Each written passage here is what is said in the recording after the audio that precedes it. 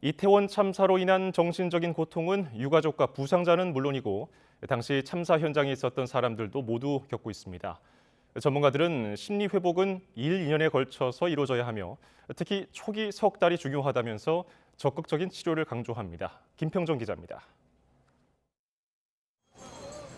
이태원 참사 현장에 있었던 이들은 신체적 피해는 물론 참혹한 현장을 목격한 정신적 충격에도 시달리고 있습니다.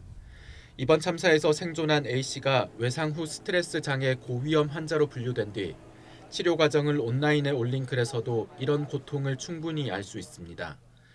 A씨는 선생님, 제가 참사 생존자인가요? 라는 제목의 글에서 당시 현장에서 발이 땅에 닿지 않고 숨쉬기 어려운 순간도 있었지만 옆 술집 난간에서 끌어져 살아남았다고 말했습니다.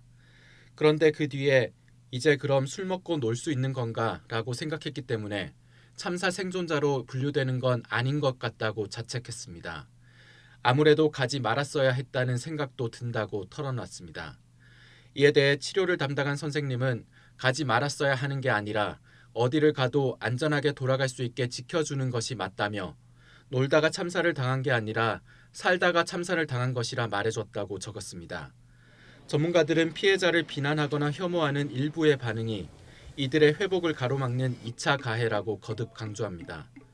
희생양을 찾는 것이거든요. 물론 원인을 찾기 위해서 노력하는 것은 좋지만 섣부른 원인 판단으로 해서 희생양을 만드는 것은 그 당사자에게 2차 가해가 되는 것이고 피해를 줄 수 있는 것이기 때문에 절대 금해야 되고.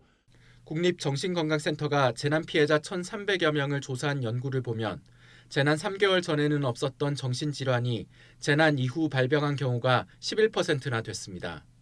특히 화재 같은 사회적 재난의 피해자가 정신질환을 겪을 우려가 지진과 홍수 같은 자연재해 피해자보다 6.25배 높았습니다. 전문가들은 이태원 참사도 사회적 재난인 만큼 피해자들의 심리 회복에 1, 2년이 걸릴 수 있다고 봤습니다. 특히 초기 3개월이 중요하다며 이 시기 적극적인 치료를 권유했습니다. 정신건강의학과 의사회는 최근 회원들에게 이태원 참사 피해자들이 상담을 원할 경우 예약과 진료를 신속히 진행해달라는 치료 패스트 트랙을 요청했습니다. 정부의 정신건강 위기상담 전화 1577-0199를 통해서도 무료 상담을 받고 치료가 필요하면 병원으로 연결될 수 있습니다. YTN 김평정입니다.